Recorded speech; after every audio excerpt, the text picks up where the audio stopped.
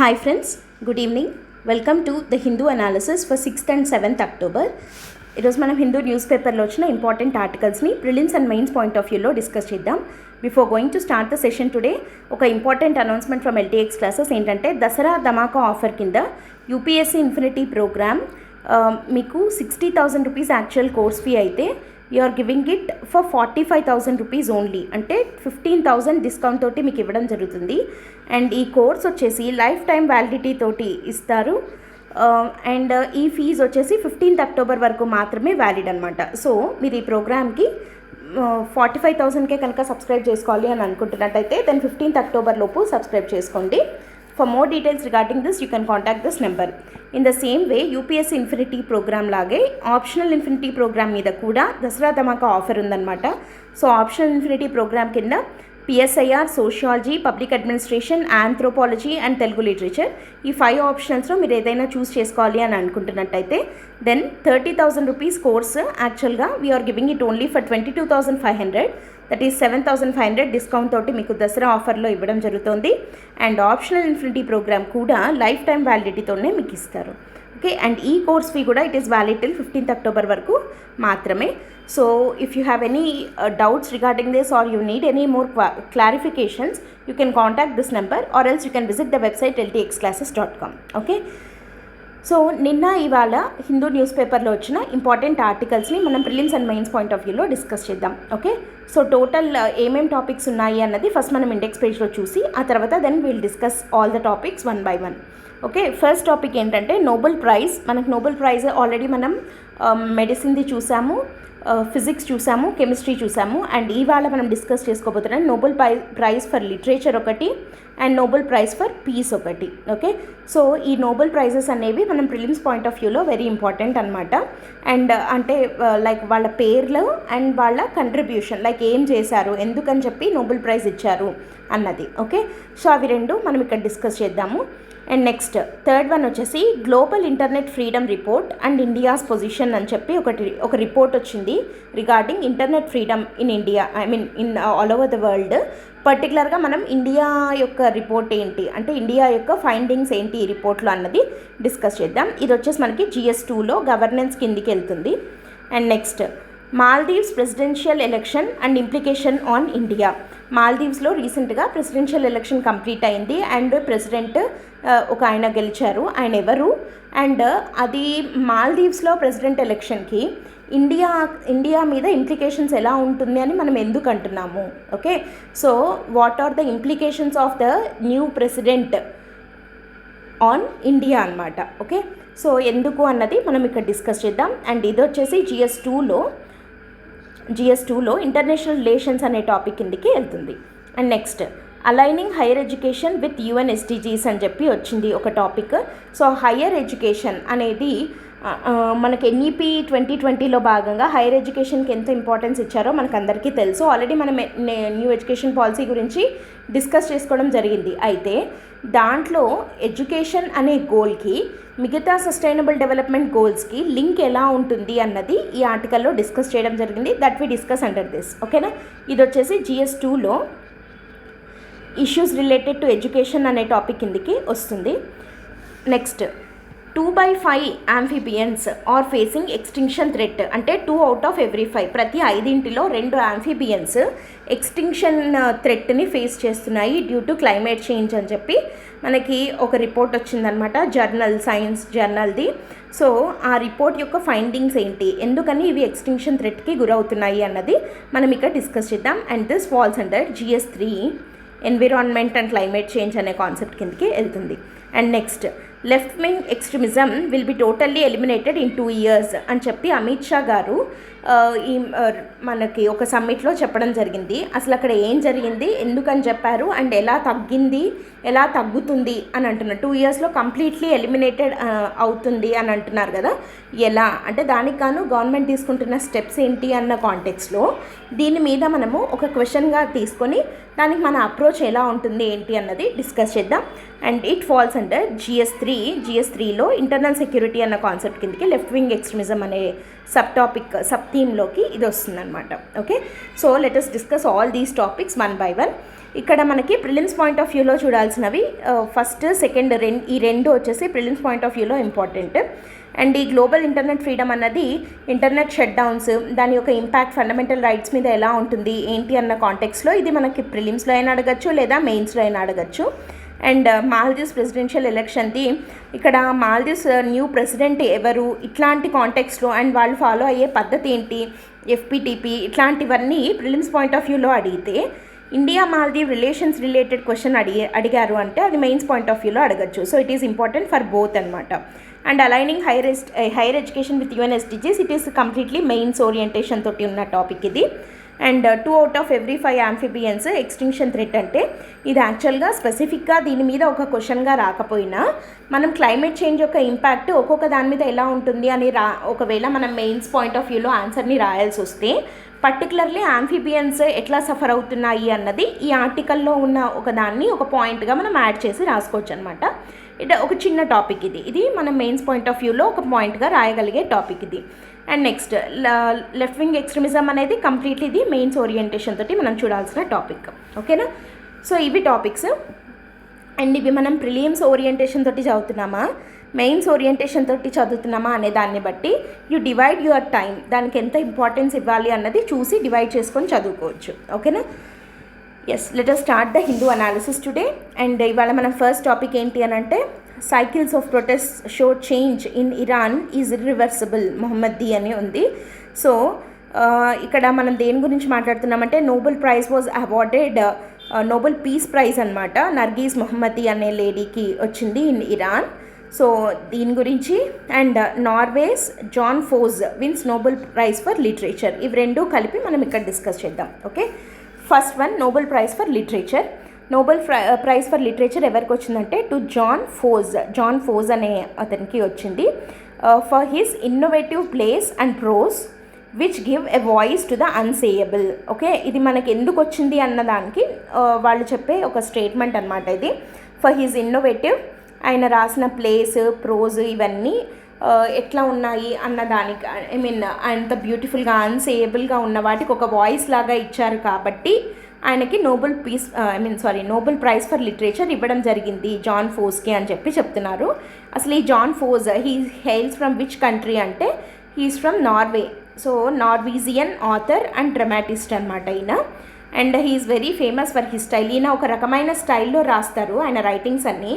So ఆయనదే ఒక స్టైల్గా మారేంత ఫేమస్ అనమాట. అది ఏమంటారంటే ఫోర్స్ మినిమలిజం అంటారనమాట. అంటే లైక్ ఆ స్టైల్ ఆఫ్ రైటింగ్ అలా ఉంటుంది ఈయనది. అండ్ మినిమలిజం అంటే ఏంటి, చాలా సింపుల్గా ఓకే మినిమలిస్టిక్ లాంగ్వేజ్ తోటి మినిమల్ డైలాగ్ తోటి ఉంటాయన్నమాట ఆయన రైటింగ్స్ అన్నీ. At they are very effective, సింపుల్గా ఉన్న ఎఫెక్టివ్గా ఉంటాయి అండ్ వెరీ మినిమం డైలాగ్స్ తోటి ఉంటాయన్నమాట. సో అది జాన్ ఫోజ్ అంటే హీ హెయిల్స్ ఫ్రమ్ నార్వే. నార్వేకి చెందిన ఈయన ఆయన యొక్క మినిమలిజం కైండ్ ఆఫ్ రైటింగ్ తోటి very famous and he now got Nobel prize for literature. And ఈయన నోటబుల్ వర్క్స్ ఏంటి ఇట్లాంటివి కూడా మనం ఒకసారి చూసుకుంటే బెటర్. సో నోటబుల్ వర్క్స్ ఈయనవి ఏమేమి ఉన్నాయంటే ఏ న్యూ నేమ్, సెప్టాలజీ 6-7 ఒకటి, ఐఎమ్ ద విండ్ అనేది ఒకటి, మెలాంకోలీ ఒకటి, బోట్ హౌస్ ఒకటి, డెడ్ డాగ్ ఒకటి. So these 5 are the famous writings of John Fosse. John Fosse got Nobel Prize for Literature for the year 2023 and he hails from Norway. And ఈయన దేనికి famous అంటే for his minimalism. Pose minimalism అనేది ఒక కొత్త style of రైటింగ్గా మారేంత famous స్టైల్లో ఆయన రాయడం జరిగిందనమాట. He made that style very famous. Okay, so ఇది నోబెల్ ప్రైజ్ ఫర్ లిటరేచర్ అంటే. And next Nobel peace praise గురించి చూద్దాం. నోబెల్ పీస్ ప్రైజ్ ఎవరికి వచ్చింది అంటే Narges Mohammadi. She is a Iranian women. Okay, Iranian women అనమాట ఈమె. అండ్ తను యాక్చువల్గా న్యూక్లియర్ ఫిజిక్స్ చదివిన ఇంజనీర్ టర్న్డ్ యాక్టివిస్ట్ అనమాట. And she is currently under detention. ఎందుకంటే యాంటీ స్టేట్ మాట్లాడుతున్నారు అని చెప్పి, లైక్ ఇరానియన్ స్టేట్కి వ్యతిరేకంగా మాట్లాడుతున్నారు, స్ప్రెడింగ్ యాంటీ స్టేట్ ప్రొపగాండా అని చెప్పి ఇరాన్ గవర్నమెంట్ తనని డిటెన్షన్లో పెట్టడం జరిగింది. Currently she is under detention in Iran under the chances of spreading anti state propaganda అనమాట. అలాంటి ఇరానియన్ ఉమెన్ అయిన నర్గీస్ మొహమ్మదీకి she got Nobel peace prize అనమాట. ఓకే, అండ్ ఇక్కడ ఇంకొక ఇంపార్టెంట్ థింగ్ ఏంటంటే she is the second Iranian women to be awarded Nobel prize. రెండో lady అనమాట Iranian women to be awarded with Nobel peace prize. So first ఎవరికి వచ్చింది అని అంటే షిరిన్ ఎబాదీ అనే ఆమెకి. Shirin Ebadi is the first Iranian women to get Nobel peace prize. ఎందుకు వచ్చింది తనకి అంటే ఈ షిరిన్ ఎబాదీ ఎవరు అని అంటే she was one of the first Iran's females judges. Okay, ఇరాన్లో ఉన్న ఫీమేల్ జడ్జెస్లో ఒకరు, ఫస్ట్ ఫీమేల్ జడ్జెస్లో ఒకరైన షిరిన్ ఎబాదీ. అండ్ అంతేకాకుండా తను ఉమెన్ రైట్స్ కోసం చాలా పోరాడడం జరిగిందనమాట డ్యూరింగ్ ప్రాసిక్యూషన్. జడ్జ్ కదా తను, సో ప్రాసిక్యూట్ చేసేటప్పుడు కానీ తను మాట్లాడుతూ వచ్చారు రిగార్డింగ్ ఉమెన్ రైట్స్. కాబట్టి she was also imprisoned for her work related to the rights of women and children. తను ఉమెన్ రైట్స్ గురించి, చిల్డ్రన్ రైట్స్ గురించి పోరాడారు కాబట్టి తను ఈవెన్ ఇంప్రిజన్మెంట్కి కూడా గురి అవ్వడం జరిగింది Shirin Ebadi. She was the first women to get Nobel peace prize. And second Iranian women ఎవరు అని అంటే Narges Mohammadi to get Nobel peace prize. And ఈ నర్గీస్ మొహమ్మదీ దేనికోసం ఫైట్ చేశారు అని అంటే for her fight against the operation of women in Iran. తను కూడా ఇరాన్లో ఉన్న ఉమెన్ గురించే ఫైట్ చేయడం జరిగింది. And her fight to promote human rights and freedom for all. Human rights కోసం, పర్టికులర్లీ ఉమెన్ రైట్స్ కోసం ఫైట్ చేయడం జరిగింది నర్గీస్ మొహమ్మదీ. అండ్ ఈమె మోటో ఏంటి అంటే జాన్ జిందగీ ఆజాదీ. జాన్ జిందగీ ఆజాదీ అంటే జాన్ అంటే ఉమెన్, జిందగీ అంటే లైఫ్, ఆజాదీ అంటే ఫ్రీడమ్. ఓకే, అనే మోటోతోటి తన జీవితాంతం తన దాని గురించే వర్క్ చేసిందనమాట. యాక్చువల్గా ఇరానియన్ రెవల్యూషన్ అయిన టైం నుంచి వీళ్ళ ఫ్యామిలీ కంప్లీట్ పొలిటికల్ యాక్టివిజంలోనే ఉందన్నమాట. అండ్ వీళ్ళ బ్రదర్ని అరెస్ట్ చేసి జైల్లో ఉంచడము, అండ్ వాళ్ళ బ్రదర్ని కలవడానికి అని చెప్పి వాళ్ళ మదర్ తరచూ జైలుకి వెళ్తూ ఇంటికి రావడం, వచ్చిన తర్వాత తను స్ట్రగుల్ అయిన విధానం కానీ, అండ్ తర్వాత ప్రతిరోజు న్యూస్లో జైల్లో ఉన్న వ్యక్తుల్ని ఎగ్జిక్యూట్ చేస్తున్నారు అని చెప్పి వాళ్ళ మదర్ పడిన టెన్షన్ కానీ, ఇట్లాంటివన్నీ చూసి ఇరాన్లో ఉన్న హ్యూమన్ రైట్ వైలేషన్స్ ఎలా అవుతున్నాయి అండ్ ఉమెన్ ఎంత సఫర్ అవుతున్నారు అని చెప్పి దాన్నే తన మోటివేషన్గా తీసుకొని she fought for the rights of women of Iran అనమాట. అండ్ కాబట్టే తనని యాంటీ స్టేట్ ప్రోపగాండాని స్ప్రెడ్ చేస్తున్నారు అని చెప్పి డిటెన్షన్లో పెట్టడం జరిగింది. అండ్ ఈవెన్ తన హస్బెండ్ని కూడా అరెస్ట్ చేస్తారని చెప్పి he was presently in France in exile అనమాట. And now she was under detention in Iran only and she got Nobel peace prize for the year 2023. ఓకేనా, సో ఇది Nobel peace prize Narges Mohammadi గారి గురించి మనం చూసాము. Okay, so ఈ పేర్లు and వాళ్ళు దేనికోసం చేశారు, దేనికోసం ఫైట్ చేశారు, లేదా వాళ్ళ కంట్రిబ్యూషన్ ఏంటి టు గెట్ నోబెల్ ప్రైజ్ అన్నది, అది లిటరేచర్ అవ్వచ్చు, పీస్ ప్రైజ్ అవ్వచ్చు, మెడిసిన్, ఫిజిక్స్, కెమిస్ట్రీ ఏదైనా అవ్వచ్చు, వాళ్ళ పేర్లు అండ్ వాళ్ళ వర్క్ ఏంటి అన్నది సింపుల్గా మనం గుర్తుపెట్టుకుంటే లైక్ మ్యాచ్ ద ఫాలోయింగ్ లాగైనా అడగచ్చు, లేదా స్టేట్మెంట్ లాగైనా అడగచ్చు. వెరీ వెరీ ఇంపార్టెంట్ టాపిక్స్ అనమాట నోబెల్ పీస్ ప్రైజెస్ అని. పర్సన్స్ ఇన్ న్యూస్ అనే కేటగిరీ కింద కరెంట్ అఫైర్స్లో మనం చదవాల్సిన టాపిక్, వెరీ ఇంపార్టెంట్ టాపిక్ ఇది. Okay, let us move on to the next one. India expanding censorship regime creating uneven playing field అని చెప్పి ఒక స్టడీ చెప్తోంది. ఇదే మనము డిస్కస్ చేసుకోవాలి అనుకున్న గ్లోబల్ ఇంటర్నెట్ ఫ్రీడమ్ రిపోర్ట్ అనమాట. ఓకే, సో అసలు దీని గురించి మనం ఏంటి, ఈ రిపోర్ట్ ఎవరిచ్చారు అవంతా డిస్కస్ చేద్దాం. GIF అంటే గ్లోబల్ ఇంటర్నెట్ ఫ్రీడమ్, సింపుల్గా చెప్పాలంటే ఈ రిపోర్ట్ని ఎవరిచ్చారు అనంటే ఫ్రీడమ్ హౌస్ అనే ఒక ఆర్గనైజేషన్ ఇవ్వడం జరిగింది ఈ గ్లోబల్ ఇంటర్నెట్ ఫ్రీడమ్ అనే రిపోర్ట్ని. అండ్ గ్లోబల్ ఇంటర్నెట్ ఫ్రీడమ్ అనేది it is on decline for 13th consecutive year. అంటే లాస్ట్ 13 ఏళ్లుగా గ్లోబల్ ఇంటర్నెట్ ఫ్రీడమ్ అనేది పడిపోతూ వస్తోంది అని చెప్పి ఈ రిపోర్ట్ చెప్తోంది. సో ఇది అంత మంచి సైన్ కాదు కదా, ఎందుకంటే ఇంటర్నెట్ ఫ్రీడమ్ అనేది లైక్ ఇది కూడా ఫండమెంటల్ రైట్ లాగా అనొచ్చు. So right to access information కానివ్వండి, లేదా మన వ్యూస్ని మనము freedom of speech and expression కానివ్వండి, ఏది చేయాలన్నా కూడా నవడేస్ ఇంటర్నెట్ అనేది ఒక మీడియం అయిపోయింది కదా. సో ఇంటర్నెట్ ఫ్రీడమ్ అనేది కర్బ్ అవుతోంది అని అంటే అల్టిమేట్గా మనకు అక్కడ ఏం కర్బ్ అవుతోంది, like our freedom of speech and expression and మనం ఇన్ఫర్మేషన్ని యాక్సెస్ చేయడము, డేటాకి మనకున్న యాక్సెస్ని కట్ చేయడము, ఇట్లాంటివన్నీ ఇంటర్నెట్ ఫ్రీడమ్ని కర్బ్ చేయడం కిందకే వస్తాయి కదా. So for the 13th consecutive year global internet freedom పడిపోతుంది అని అంటే it is not a good sign అని చెప్పచ్చు. అండ్ ఈ రిపోర్ట్ ఏం అసెస్ చేస్తుంది అని అంటే ఇంటర్నెట్ ఫ్రీడమ్ ఇన్ 70 కంట్రీస్, వరల్డ్లో ఉన్న 70 కంట్రీస్లో ఇంటర్నెట్ ఫ్రీడమ్ ఎలా ఉంది అని చెప్పి అసెస్ చేస్తుంది. ఈ 70 కంట్రీస్ ఎందుకు అని అంటే they account for 89% of the total world's internet users. మొత్తం ప్రపంచంలో ఎంతమంది ఇంటర్నెట్ యూజర్స్ అయితే ఉన్నారో వాళ్ళల్లో 89% మెంబర్స్, అంటే ఆల్మోస్ట్ 90 కదా ఇంకా. సో ప్రపంచంలో ఉన్న ఇంటర్నెట్ ఎంతమంది ఇంటర్నెట్ అయితే యూజ్ చేస్తున్నారో వాళ్ళలో 89% మంది ఉన్నటువంటి 70 కంట్రీస్లో ఇంటర్నెట్ ఫ్రీడమ్ ఎలా ఉంది అని చెప్పి అసెస్ చేస్తుంది ఈ రిపోర్టు. అండ్ ఇక్కడ ఈ రిపోర్ట్ సింపుల్గా చెప్పాలంటే ఏమని చెప్తోంది అనంటే 29 కంట్రీస్లో ఇంటర్నెట్ ఫ్రీడమ్ డిక్లైన్ అయింది అండ్ 20 కంట్రీస్లో ఇంక్రీజ్ అయ్యింది. సో 49 కంట్రీస్ అయిపోతే మిగతా కంట్రీస్లో స్టాగ్నెంట్గా ఉందన్నమాట. ఓకే, సో 29 కంట్రీస్లో ఏమో ఇంటర్నెట్ ఫ్రీడమ్ ఇంకా ఒకసారికి డిక్లైన్ అవుతుంది. వేరస్ 20 కంట్రీస్లో ఏమో కొంతవరకు స్లైట్ ఇంప్రూవ్మెంట్స్ అనేది మనం చూడొచ్చు, మిగతా కంట్రీస్లో స్టాగ్నెంట్గా ఉంది అని చెప్పి ఈ రిపోర్ట్ చెప్తుంది. అసలు ఈ రిపోర్ట్ టైటిల్ ఏంటి అంటే freedom on the net 2023, freedom on the net 2023 the repressive power of AI. ఇది వెరీ వెరీ ఇంపార్టెంట్. అంటే ఆర్టిఫిషియల్ ఇంటెలిజెన్స్ యొక్క ఇంపాక్ట్ ఫ్రీడమ్ ఆఫ్ ఇంటర్నెట్ మీద ఎలా ఉంది అని చెప్పి చెప్తున్న రిపోర్ట్ అనమాట ఇది. సో ఈ రిపోర్ట్ ఏం హైలైట్ చేస్తుంది అని అంటే it highlights the growing use of artificial intelligence by the government for censorship and spread of disinformation. Artificial ఇంటెలిజెన్స్ని యూజ్ చేసి గవర్నమెంట్ సెన్సార్షిప్ అంటే కొంత ఇన్ఫర్మేషన్ మనకు అందకుండా చేయడం, సెన్సారింగ్ అంటే ఏంటి, కట్ చేయడం కదా. సో సెన్సార్షిప్లో అండ్ డిస్ఇన్ఫర్మేషన్ని స్ప్రెడ్ చేయడంలో ఆర్టిఫిషియల్ ఇంటెలిజెన్స్ని గవర్నమెంట్ ఎలా యూజ్ చేసుకొని ఇంటర్నెట్ ఫ్రీడమ్ లేకుండా చేస్తోంది అన్న పర్టికులర్ పాయింట్ ఆఫ్ వ్యూలో ఈ రిపోర్ట్ని అన్ని కంట్రీస్లో అసెస్ చేయడం జరిగింది అండ్ దాన్ని బట్టి ర్యాంకింగ్స్ని కూడా ఇవ్వడం జరిగింది. అది ఈ రిపోర్ట్ యొక్క మెయిన్ థీమ్ అనమాట. ఏంటంటే freedom on the net 2023 the repressive power of AI యొక్క repressive power freedom on the net మీద ఎలా ఉంది అని చెప్పేది ఈ రిపోర్ట్. ఓకే, సో దీనికి ఫైండింగ్స్ని మనం కనుక చూసినట్టయితే ఇరాన్లో డిజిటల్ రిప్రెషన్ విపరీతంగా పెరిగిపోతుంది. ఓకేనా, అంటే విపరీతంగా కర్బ్స్ అనేవి విధించడం జరుగుతుందన్నమాట ఇన్ ఇరాన్. ఇందాక మనం చెప్పుకున్నాం పైన ఆర్టికల్కి దీనికి కూడా లింక్ ఉంది చూడండి. ఎలా అంటే like Iranian women she work for the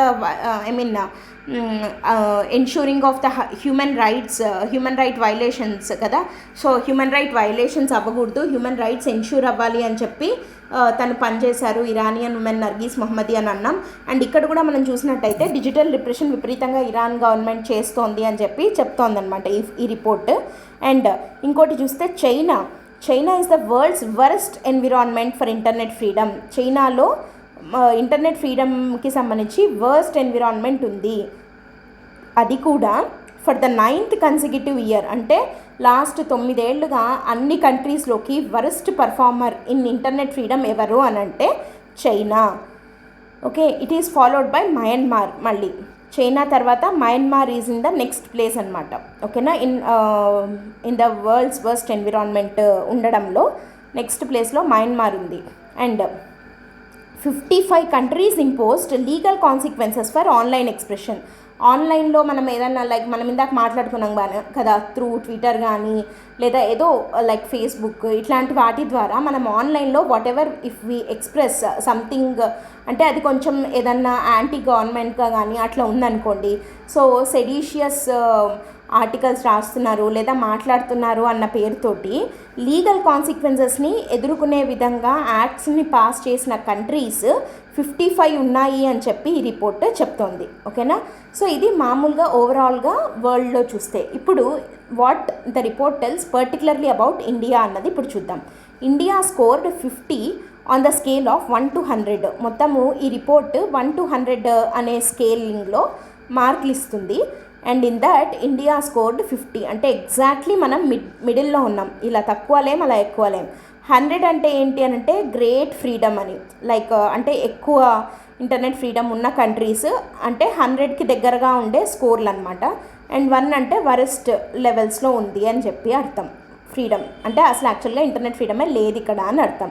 ఇప్పుడు మరి ఇండియా ర్యాంక్ ఎక్కడుంది అంటే అట్లా పూర్తి వరెస్ట్గా లేదు, అట్లా అని గ్రేట్ ఫ్రీడమ్ లేదు, ఎగ్జాక్ట్లీ మనం మిడిల్లో ఉన్నాం విత్ ద స్కోర్ ఆఫ్ 50 అనమాట. సో 50 అని అంటే ఏంటి అని అంటే దాన్ని ఇది స్కేలింగ్లో మన స్కోర్ అయితే మన స్టేటస్ ఏంటి అని అంటే దాన్ని మనం పార్ట్లీ ఫ్రీ అని చెప్పి అంటాం. ఓకే, కంప్లీట్లీ ఫ్రీ కాదు, అట్లనే నాట్ ఫ్రీ కాదు. మన స్కోర్ని బట్టి మనకు వచ్చిన స్టేటస్ ఏంటంటే పార్ట్లీ ఫ్రీ. ఇంటర్నెట్ ఫ్రీడమ్ ఉండడంలో ఇండియా పార్ట్లీ ఫ్రీ అనే స్టేటస్లో ఉంది. ఓకేనా. సో ఇండియాలో సెన్సర్షిప్స్ చాలా ఎక్కువగా ఉన్నాయి, like in the way of internet shut డౌన్స్ని చేయడంలో. మనం రీసెంట్గా చూసాం కదా, ఇప్పుడు మణిపూర్ వైలెన్స్ అట్లా జరిగినప్పుడు సో అక్కడ ఇమ్మీడియట్గా ఇంటర్నెట్ షట్ డౌన్స్ అవుతూ ఉంటాయి, జమ్మూ కాశ్మీర్లో కానివ్వండి, సో మణిపూర్ ఇట్లా ఏదన్నా కొంచెం వైలెన్స్ స్ప్రెడ్ అయినా కూడా ఇంటర్నెట్ షట్ డౌన్స్ చేసేయడము, తర్వాత బ్లాకింగ్స్ ఆఫ్ వెబ్సైట్స్ కానీ లేకపోతే కొన్ని పర్టికులర్ సైట్స్ సోషల్ మీడియా ప్లాట్ఫామ్స్ని కానీ బ్లాక్ చేయడము, వెబ్సైట్ బ్లాకింగ్ చేయడము ఇట్లాంటివి. And forced removal of content, కొన్ని ఫోర్స్ఫుల్గా రిమూవ్ చేయించడము, ఇట్లాంటి సెన్సార్షిప్స్ అనేవి ఎక్కువ అవుతున్నాయి. అండ్ ఇందాక స్టేటస్ చెప్పుకున్నాం కదా, ఇట్ ఈస్ పార్ట్లీ ఫ్రీ అని. అండ్ ఇంకొకటి ఇంపార్టెంట్ థింగ్ ఏంటి ఇండియా విషయానికి వస్తే అంటే elections as triggers on kerbing the freedom. అంటే ఏంటి అని అంటే ఎలక్షన్స్ టైంలో పర్టికులర్గా గవర్నమెంట్ ఈ సోషల్ మీడియా ప్లాట్ఫామ్స్ లేదా ఇంటర్నెట్ని యూజ్ చేసుకొని, మనం ఇందాక అనుకున్నాం కదా ఏఐని యూజ్ చేసి ఎట్లా చేస్తున్నాయి డిస్ఇన్ఫర్మేషన్ని స్ప్రెడ్ చేయడము అని చెప్పి.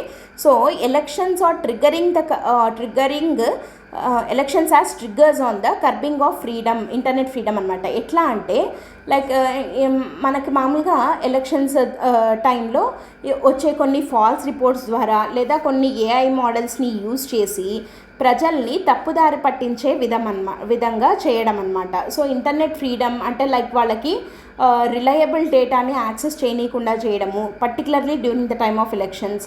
ఓకేనా, లేదా వాళ్ళని రాంగ్గా మోటివేట్ చేయడము to vote or not to vote for someone అట్లా చేయడము, ఇలాంటివి జరుగుతున్నాయి ఇండియాలో అని చెప్పి ఈ రిపోర్ట్ చెప్తోంది.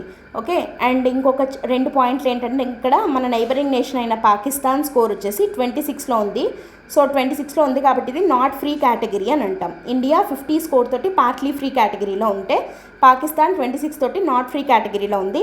అండ్ ఐస్లాండ్ వచ్చేసి హైయెస్ట్ స్కోర్ తోటి ఫస్ట్ ర్యాంకింగ్లో ఉందన్నమాట విత్ ద స్కోర్ ఆఫ్ 94. మనం అనుకున్నాం కదా 1 to 100 అని చెప్పి, సో 100కి దగ్గరగా ఉంది కదా, ఇది 94 స్కోర్ తోటి Iceland was in the first place.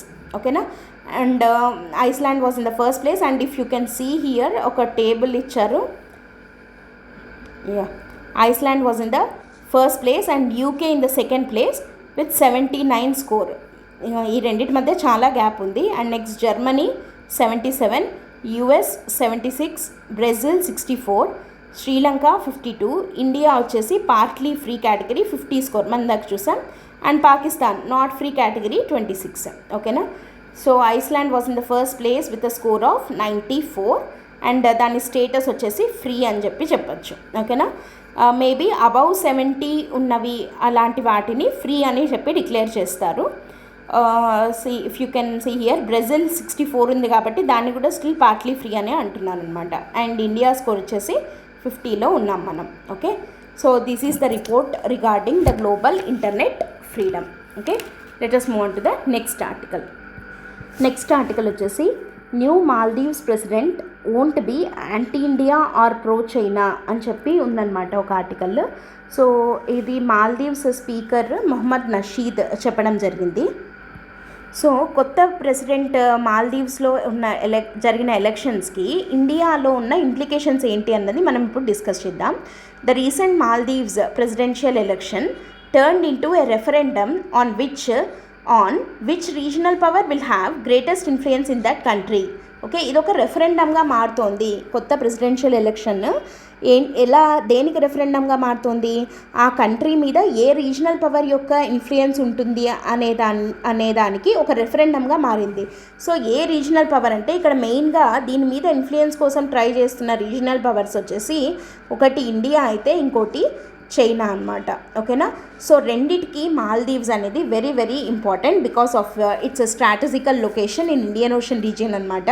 And particularly ఇండియాకి, ఎందుకంటే ఇండియాకి ఇది ఒక మ్యారిటైమ్ నేబర్ కదా ఇండియాకి, ఇండియన్ ఓషన్ రీజియన్లో. అండ్ ఇండియా యొక్క నైబర్హుడ్ ఫస్ట్ పాలసీలో కానివ్వండి, తర్వాత సాగర్ విజన్ ఉంది కదా, security and growth for all in the region అని చెప్పి సాగర్ ఇనిషియేటివ్. సో దాంట్లో భాగంగా అండ్ నైబర్హుడ్ ఫస్ట్ పాలసీలో భాగంగా Maldives strategically very very important for India. ఎందుకు అసలు ఇండియా మాల్దీవ్స్ యొక్క రిలేషన్స్ని బట్టి మనం ఇప్పుడు డిస్కస్ చేద్దాం. ఓకేనా. సో ఇండియా మాల్దీవ్స్ యొక్క రిలేషన్స్ని మనం ఎన్ని కేటగిరీస్గా డివైడ్ చేసి చదవచ్చు అని అంటే, ఫస్ట్ వన్ వచ్చేసి హిస్టారికల్ టైజ్ అనమాట. ఓకేనా. సో వాళ్ళకి మనకి మధ్య హిస్టారికల్ టైజ్ ఎలా ఉన్నాయి అంటే, మాల్దీవ్స్లో అసలు గవర్నెన్స్, రియల్ టైమ్ గవర్నెన్స్ని, రియల్ ఫార్మ్ ఆఫ్ గవర్నెన్స్ని for the first time introduce చేసిండేది సూరుదాసురన అద్వితీయ అనే ఒక ఇండియన్ కింగ్డమ్కి చెందిన prince. So historically we're related to Maldives అనమాట. డిప్లొమాటిక్ రిలేషన్స్కి కనుక వస్తే, India was the first country to recognise the independence of Maldives in 1965లో ఇది ఇండిపెండెన్స్ని డిక్లేర్ చేసుకున్న తర్వాత అది ఇండిపెండెన్స్ కంట్రీ, దాని యొక్క ఇండిపెండెన్స్ని మన రికగ్నైజ్ చేసిన ఫస్ట్ కంట్రీ ఇండియానే. సో డిప్లొమాటిక్ టైస్ మనకి దానికి మధ్య, మాల్దీవ్స్కి మధ్య బాగున్నాయి. అండ్ నెక్స్ట్ మ్యారిటైమ్ బౌండరీ ట్రీటీని చేసుకోవడం జరిగింది ఇన్ ద ఇయర్ 1976. సో దీని ప్రకారం ఏంటి అని అంటే, Maldives has recognised Minicoy island ఉంది కదా, మినికాయ్ ఐలాండ్ ఇండియాలో ఇంటిగ్రల్ పార్ట్ అని చెప్పి మాల్దీవ్స్ రికగ్నైజ్ చేయడం జరిగింది. సో మ్యారిటైమ్ బౌండరీ ట్రీటీ ఉంది మనకి మాల్దీవ్స్కి మధ్య. And next projects of India, ఇండియాకి సర్టైన్ ప్రాజెక్ట్స్ ఉన్నాయన్నమాట మాల్దీవ్స్లో. లైక్ ఫర్ ఎగ్జాంపుల్ అడ్డు డెవలప్మెంట్ ప్రాజెక్ట్ అని అంటున్నాం కదా, ఈ అడ్డు డెవలప్మెంట్ ప్రాజెక్ట్ అనేది వెరీ వెరీ ఇంపార్టెంట్ అనమాట. ఏంటంటే అడ్డు అనేది ఒక సిటీ ఇన్ మాల్దీవ్స్. ఓకేనా. సో ఈ అడ్డు అనే సిటీలో India it has invested in different kinds. Like ఎట్లా అంటే, ఒక రీహాబిలిటేషన్ సెంటర్ని కన్స్ట్రక్ట్ చేయడానికి అని చెప్పి $80 million ఇవ్వడం జరిగింది. ఓకే. అంటే ఇది ఒక షోర్ ప్రొటెక్షన్ ప్రాజెక్ట్ అండ్ తర్వాత ఒక రీహాబిలిటేషన్ అనమాట. లైక్ డ్రగ్ డీటాక్సిఫికేషన్ చేయడానికి అట్లాంటి వాటికి ఒక రీహాబిలిటేషన్ సెంటర్ కోసము అండ్ ఒక షోర్ ప్రొటెక్షన్ ప్రాజెక్ట్గా దీన్ని స్టార్ట్ చేయడం జరిగింది, అడ్డు డెవలప్మెంట్ ప్రాజెక్ట్ని. So it is very very important project of India in Maldives. And ఒక పోర్ట్ ప్రాజెక్టు, తర్వాత 2 ఎయిర్పోర్ట్స్ని డెవలప్ చేయాలి అనే ఒక ప్రాజెక్టు, తర్వాత greater Male connectivity project. So ఈ గ్రేటర్ మాలే కనెక్టివిటీ ప్రాజెక్ట్ అనేది 2021లో స్టార్ట్ చేయడం జరిగిందనమాట. ఇది ఆఫ్కాన్స్ అనే ఒక ఇండియన్ కంపెనీ మనకి మాల్దీవ్స్లో చేస్తున్నటువంటి ఒక ఇంపార్టెంట్ ప్రాజెక్ట్ అనమాట ఇది, గ్రేటర్ మాలే కనెక్టివిటీ ప్రాజెక్ట్ అనేది. సో ఇండియాకి డిఫరెంట్ ప్రాజెక్ట్స్ ఉన్నాయి మాల్దీవ్స్కి, అందుకని చెప్పి మాల్దీవ్స్కి India very important. And next Indian humanitarian assistance to Maldives ఎప్పుడెప్పుడు ఇచ్చాము మనము అంటే, 2004లో సునామీ ఎఫెక్ట్ అయినప్పుడు we have given humanitarian assistance to Maldives. And 2018 to 2022 మధ్య we have given around 1100 crores as part of humanitarian assistance. 1100 కోట్లు మాల్దీవ్స్కి ఇవ్వడం జరిగింది from the years 2018 to 2022. And next trade పరంగా చూస్తే మనకి మాల్దీవ్స్కి మధ్య బైలేటరల్ ట్రేడ్ ఎంత ఉందంటే 50 crores, చిన్న అమౌంటే but it important. And next defence ties కనుక చూసినట్టయితే, India trained over 1500 personnel in the last 10 years. మాల్దీవ్స్కి చెందిన పోలీస్ పర్సనల్, మిలిటరీ వాళ్ళు ఉంటారు కదా, వాళ్ళకి 1500 మెంబర్స్కి లాస్ట్ 10 yearsగా ఇండియా ట్రైన్ చేయడం జరిగింది. And India has also gifted Dhruv హెలికాప్టర్స్ని ఇండియా గిఫ్ట్ చేయడం జరిగింది ఇన్ 2010 and 2015. ఓకేనా. అండ్ టూరిస్ట్ హబ్గా కూడా ఇండియాకి మాల్దీవ్స్ వెరీ ఇంపార్టెంట్ బికాస్ మాల్దీవ్స్కి ఇండియా నుండి పర్ యానం 63,000 విజిటర్స్ వెళ్తున్నారు. Okay. And largest number of expatriates Indians మాల్దీవ్స్లో ఉన్నారనమాట. సో ఇన్ని రకాలుగా ఇండియా మాల్దీవ్స్ మధ్య రిలేషన్స్ చాలా చాలా బాగున్నాయి. అయితే ఇప్పుడు ఇండియాకి మాల్దీవ్స్ రిలేషన్స్లో ఎదురవుతున్న ఇష్యూస్ ఏంటి అని అంటే, ఒకసారి మనం దాని హిస్టరీని చూస్తే 2008లో మాల్దీవ్స్కి న్యూ కాన్స్టిట్యూషన్ అడాప్ట్ చేసుకోవడం జరిగింది. అండ్ ఈ న్యూ కాన్స్టిట్యూషన్ ప్రకారము వాళ్ళు ప్రెసిడెన్షియల్ ఎలక్షన్స్ని కండక్ట్ చేయాలి for every 5 years with a multi party system అని చెప్పి ఆ కాన్స్టిట్యూషన్ డిసైడ్ చేసింది మాల్దీవ్స్లో. దాని ప్రకారము 2008లో ఎలక్షన్స్ జరిగాయి. అప్పుడు మొహమ్మద్ నషీద్ అనే ఆయన గెలిచారు and he is pro China candidate.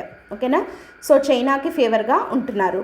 And 2013లో Abdulla Yameen, he is pro China, he is also, and even he join belt and road initiative of China. And next 2018లో ఇబ్రహీం మొహమ్మద్ సోలీ అనే అతను గెలిచారు and he was a person మనకి ఫేవర్గా ఉన్న వ్యక్తి, pro Indian person అనమాట, pro Indian president of Maldives. And now ఇప్పుడు 2023లో Mohamed Muizzu గెలిచారనమాట and he is also pro China. కానీ ఇక్కడ ఆయన నషీద్ ఏమని అంటున్నారు, ఈయన ప్రో చైనా కాదు అని చెప్పి చెప్తున్నారు, న్యూట్రల్గా ఉంటారు అని చెప్పి అంటున్నారు. బట్ ఇక్కడ ఏంటంటే అలిగేషన్స్, లైక్ మనం ఏమని భావిస్తున్నాం, అలిగేషన్స్ అని కాదు, మనం ఏమనుకుంటున్నామంటే he's a pro China candidate అని. ఒకవేళ అతను ప్రో చైనా క్యాండిడేట్ అయితే మనకేంటి ప్రాబ్లము అని అంటే, ఒకసారి మనం ఇక్కడ చూసినట్టయితే ఇక్కడ ఇండియా ఇక్కడ ఉంటే మాల్దీవ్స్ ఇక్కడ ఉంటుంది కదా, శ్రీలంకకి లెఫ్ట్కి. సో ఇక్కడ మనకు వచ్చే ప్రాబ్లం ఏంటి, వాట్ లైజ్ అహెడ్ ఫర్ ఇండియా అంటే, ఎందుకు మనకి చైనా మనము ఇలా చూస్తున్నామంటే చైనా ఈ steadily encroaching in India's backyard. Okay, India's backyard అంటే ఏమొస్తుంది ఇక్కడ కదా, సో ఇక్కడ ఎంక్రోచ్ చేస్తుందన్నమాట, ఈ పర్టికులర్ ఏరియాని చైనా ఎంక్రోచ్ చేసుకుంటూ వెళ్తోంది. చేస్తే ఏమవుతుంది అంటే it is crucial for India to stay committed to it's priorities and continue it's efforts to drive development in Maldives. So ఇప్పుడు ఈయన లైక్ ఈ పర్టికులర్ ఈ కొత్తగా ఎలక్ట్ అయిన మాల్దీవ్స్ ప్రెసిడెంట్ ఎవరైతే ఉన్నారో ఆయన ప్రో చైనాగా ఉన్నప్పటికీ మనం మాత్రం మన ప్రయారిటీస్ని చూసుకుంటూ మాల్దీవ్స్లో డెవలప్మెంట్ కోసం స్ట్రైవ్ చేస్తూనే ఉండాలి. Because developments in Maldives are not to be taken lightly. ఎందుకంటే because it will prove costly for us in the light of Chinese strategy of string of pearls అని అంటున్నాము.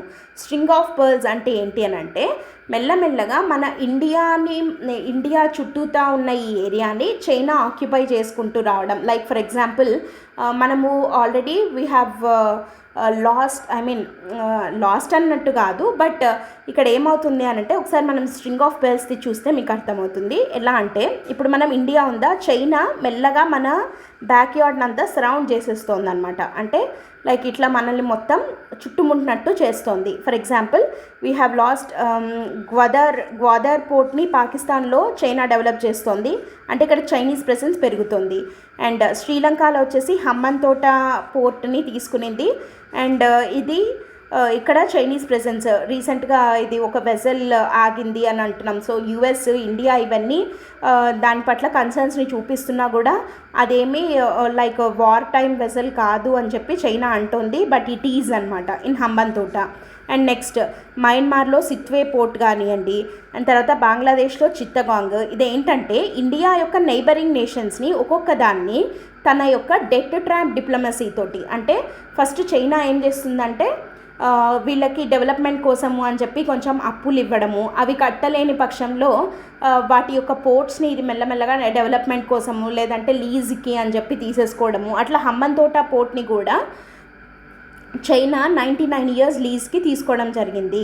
ఓకేనా, సో దీన్ని డెట్ ట్రాప్ డిప్లొమసీ అంటారు, లేదా economic coercive policy of China అని అంటారనమాట. So మన నైబరింగ్ నేషన్స్ అయిన పాకిస్తాన్, శ్రీలంక, తర్వాత బంగ్లాదేశ్, మయన్మార్ వీటినన్నిటినీ దాని కంట్రోల్లోకి తెచ్చుకుంటుంది మెల్లమెల్లగా. And it is surrounding India కదా. సో ఇట్లా ఒక స్ట్రింగ్ లాగా చేస్తుంది, కాబట్టి దీన్ని మనం string of pearls policy of China అని అంటాం. సో దాంట్లో భాగంగా మళ్ళీ ఈ మనకు మాల్దీవ్స్ ఇక్కడ వస్తుంది కదా అరౌండ్ లైక్ దిస్. సో ఈ మాల్దీవ్స్లో కూడా చైనీస్ ప్రెజెన్స్ పెరగకుండా ఉండేలాగా చూసుకోవాలి for peaceful Indian ocean region. మన నైబర్హుడ్ బాగుంటే మనది కూడా బాగుంటుంది. సో అదే మన neighbourhood first policy. Okay, and ఈ Sagar initiative, security and growth అని అంటున్నాం కదా. సో ఈ Sagar initiative and neighbourhood first పాలసీలో భాగంగా మనం మన సరౌండింగ్ మన నైబర్హుడ్ నేషన్స్ తోటి ఫ్రెండ్లీ రిలేషన్స్ని పర్టికులర్గా for the safety and security of Indian ocean region India should strive for the development of the Maldives అన్నట్టు మనం చెప్తున్నాం అనమాట. అది మాల్దీవ్స్లో జరిగిన ఎలక్షన్స్ అండ్ దాని యొక్క implications on India. Let us move on to the next one. ఇక్కడ aligning higher education with United Nations SDGs అని చెప్పి ఉంది. సింపుల్గా చెప్పాలంటే ఈ ఆర్టికల్లో ఏమనుందంటే United Nations sustainable development goals అంటే ఎన్ని గోల్స్ ఉన్నాయి మనకు టోటల్గా, దెర్ ఆర్ 17 గోల్స్. దాంట్లో మళ్ళీ సబ్ టార్గెట్స్ 169 టార్గెట్స్ ఉన్నాయి. And all 193 member states agree చేశాయి టు అచీవ్ దెమ్ బై 2030 కదా.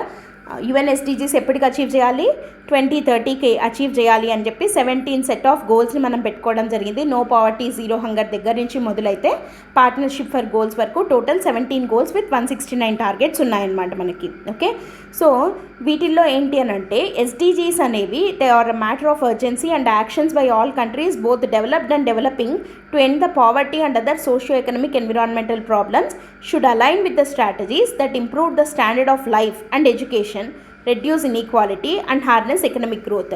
కానీ ఎస్డీజీ రిపోర్ట్ 2023 ఏం చెప్తోంది అంటే it flagged slow progress and painted a grim picture due to the prolonged effects of ఈ ఎస్డీజీస్ని 2030కి అచీవ్ చేయాలి అని మనం అనుకున్న 2023లో వచ్చిన ఎస్డీజీ రిపోర్ట్ ఏమని చెప్తోంది అని అంటే ప్రొలాంగ్డ్ ఎఫెక్ట్స్ ఆఫ్ కోవిడ్-19 వల్ల, తర్వాత క్లైమేట్ క్రైసిస్ యొక్క ఇంపాక్ట్ వల్ల, రష్యా ఉక్రెయిన్ కాన్ఫ్లిక్ట్ వల్ల అండ్ వీక్ గ్లోబల్ ఎకానమీ వల్ల ఈ ఎస్డీజీస్ని అచీవ్ చేయడం బై 2030 అనేది కొంచెం ప్రాబ్లమాటిక్గా ఉంది అని చెప్పి చెప్తోంది.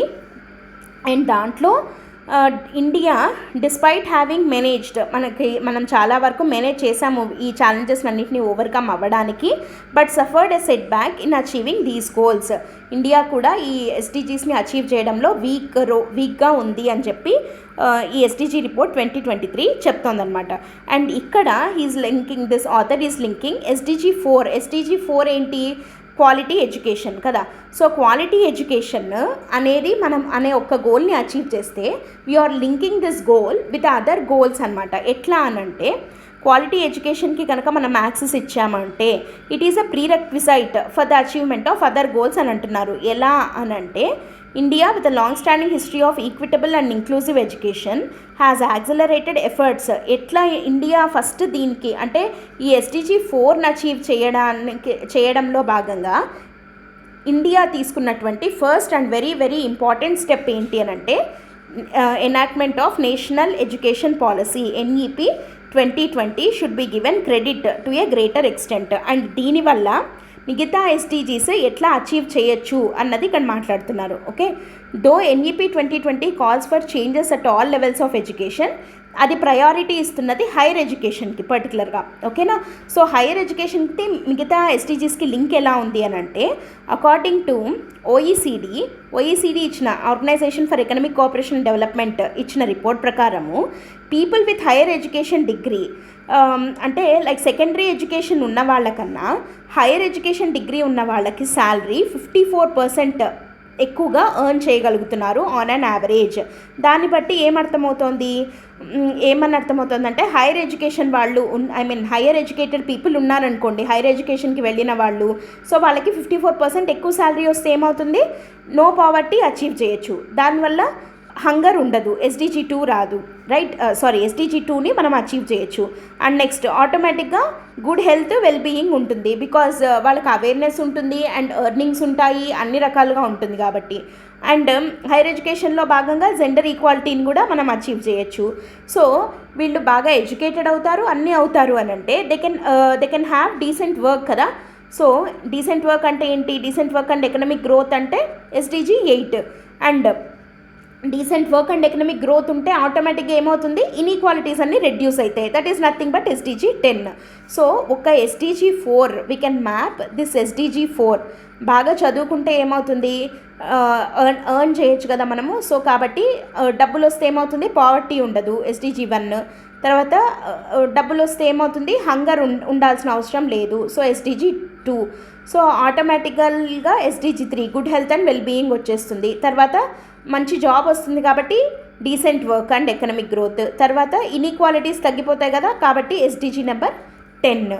సో ఇట్లా డైరెక్ట్గా లింక్ చేస్తున్నారు. అండ్ ఆ తర్వాత multi disciplinary and inter disciplinary systems, దీనివల్ల ఏమవుతుంది, మల్టీ టాలెంటెడ్ పీపుల్ అందరూ కలుస్తారు. అప్పుడు అట్లా మల్టీ డిసిప్లినరీగా మనం చదువుతాం కాబట్టి వాటి నుండి ఇన్నోవేటివ్ సొల్యూషన్స్ వస్తాయి to tackle global challenges. Like ఎట్లాంటివి అని అంటే అఫోర్డబుల్ అండ్ క్లీన్ ఎనర్జీకి సొల్యూషన్స్ కనుక్కోవడము, తర్వాత అట్లాంటి దాని నుంచి సస్టైనబుల్ సిటీస్ అండ్ కమ్యూనిటీస్ ఎలా ఉండాలి అని కానీ, లేదా క్లైమేట్ చేంజ్ అండ్ గ్లోబల్ వార్మింగ్ని మనం ఎలా కంట్రోల్ చేయాలి అని SDG number 13, as well as studying the impact on economy and the earth. So ఈ ఎస్డిజీస్ని మనం అచీవ్ చేయొచ్చు. ఎందుకంటే చదువుకుంటే మనకి వీటికి సొల్యూషన్స్ దొరుకుతాయి, right? Affordable and clean energy, sustainable cities and communities, climate change, SDG number 7, 11 and 13. And next, sustainable development is possible only if we radically change the way we produce and consume. Responsible production and consumption, SDG number 12.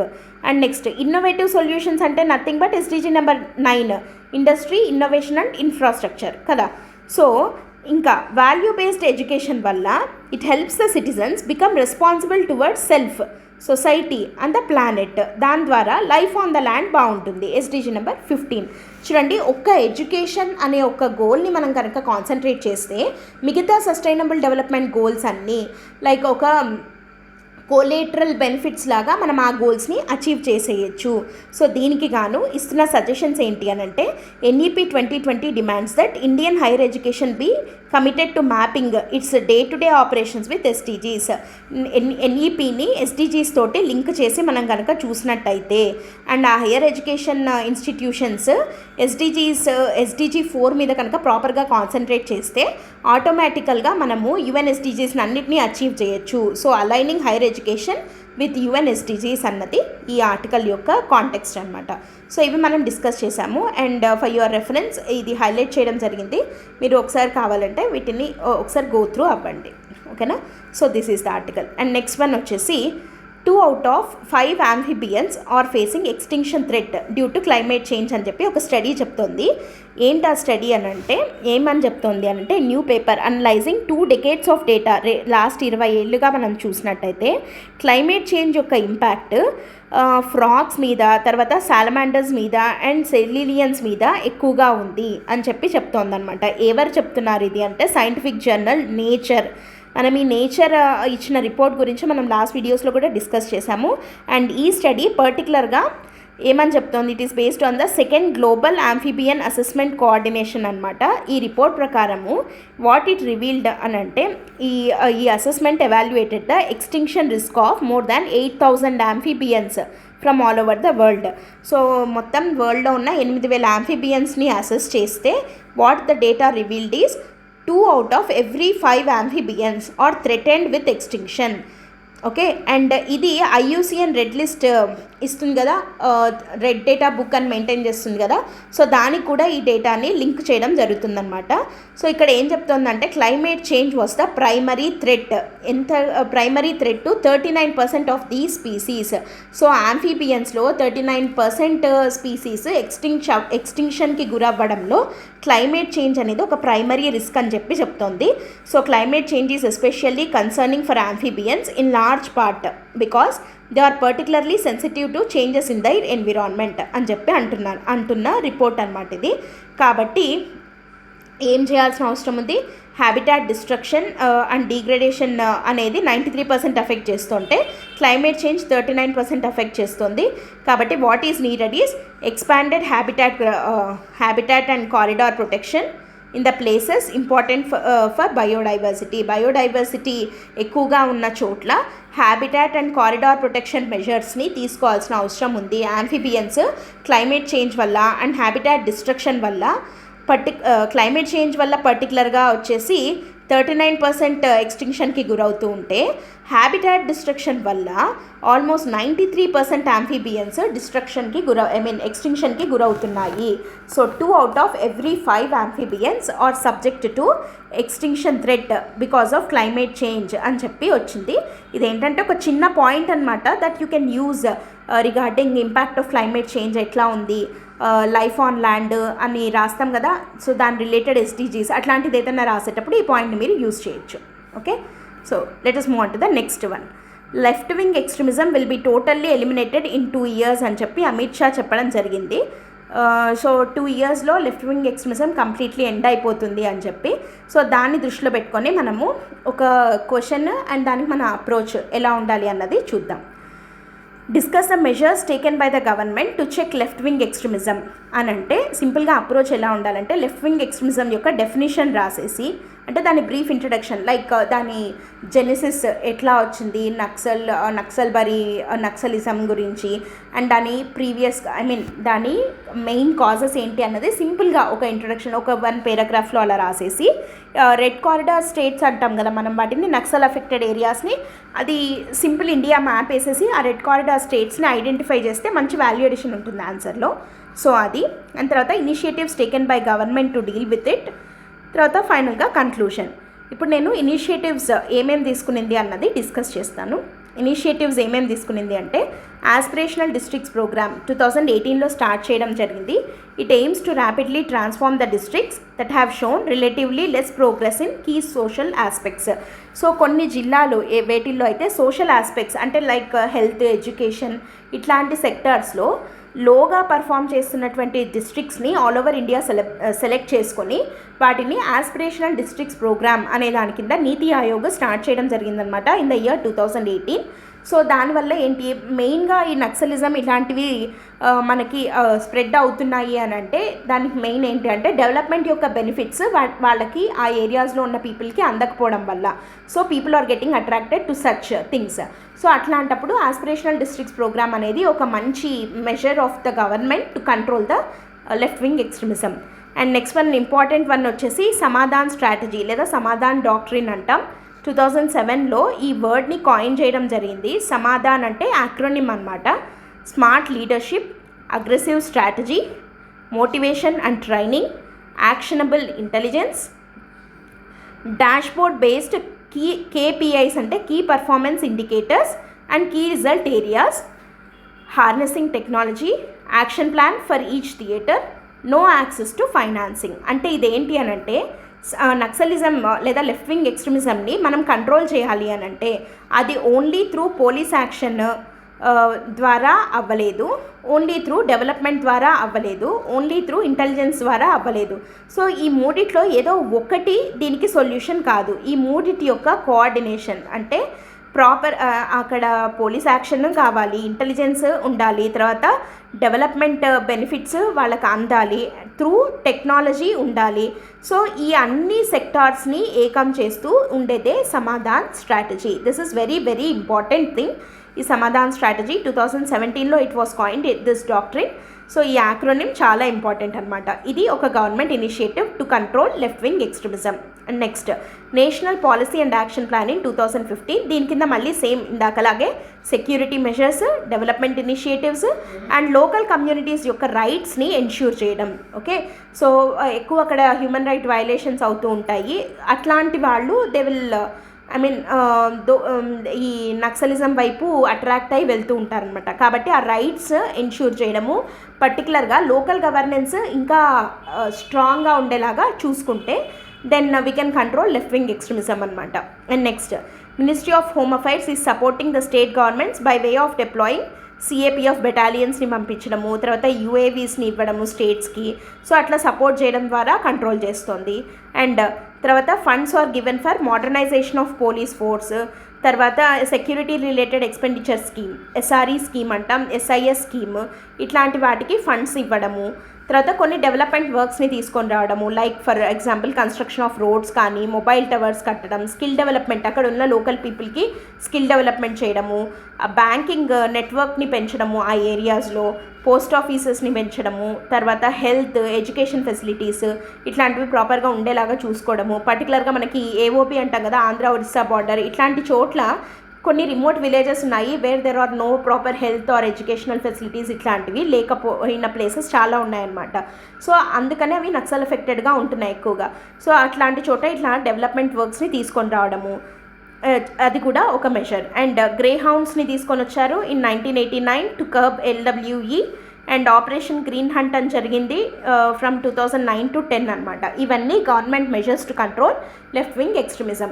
So in the next 2 years కంప్లీట్గా eliminate చేయొచ్చు అని చెప్పి home minister Amit Shah గారు చెప్పడం జరిగింది. So ఇక్కడ మనం కన్క్లూషన్లో ఏంటి అని అంటే, ఇది not just through police action, అట్లా కాకుండా డెవలప్మెంట్ ద్వారా మనము ఈ నక్సలిజంని కంట్రోల్ చేయొచ్చు అని చెప్పి చెప్పచ్చు అనమాట. ఓకేనా? So peace is the growth dividend, అంటే డెవలప్మెంట్ని తీసుకొని వస్తే పీస్ అనేది ఒక మనకి సొల్యూషన్గా, ఐ మీన్ ఒక అవుట్కమ్గా వస్తుంది, నక్సలిజం అనేది కంట్రోల్ అవుతుంది అన్నట్టు ఆన్సర్ని కన్క్లూడ్ చేయొచ్చు. Okay, so these are the articles today. And before going to end the session, ఒక ఇంపార్టెంట్ అనౌన్స్మెంట్ ఏంటంటే, దసరా ధమాకా ఆఫర్ కింద UPSC offline course at Vizag that includes GS, CSAT and test series programme. Total fees వచ్చేసి 60,000 rupees, but 20,000 డిస్కౌంట్తో మీకు 40,000కే ఇవ్వడం జరుగుతుంది. And దానికి free online access కూడా ఇవ్వడం జరుగుతుంది మీకు వర్త్ 30,000 రూపీస్. బట్ ఈ ఆఫర్ అనేది 15th October వరకు మాత్రమే valid. If you have any doubts you can contact this number. Okay, and one more thing, Dasara Dhamaka offer for UPSC infinity offline programme at Vizag. Again ఇక్కడ ఏంటంటే ఈ course మీకు life time validity తోటి ఇవ్వడం జరుగుతుంది. Total fee వచ్చేసి 1 lakh rupees, కానీ మీకు 25,000 డిస్కౌంట్తో 75,000కే ఇవ్వడం జరుగుతుంది. అండ్ దీంట్లో కూడా ఫ్రీ ఆన్లైన్ యాక్సెస్ ఉంటుంది. బట్ ఈ ఆఫర్ కూడా మీకు 15th October వరకు మాత్రమే valid. So if you have any doubts regarding this or you need any more clarifications, you can contact this number or else you can visit the website ltxclasses.com. That's it for today, friends. Thanks for listening. All the best. Bye.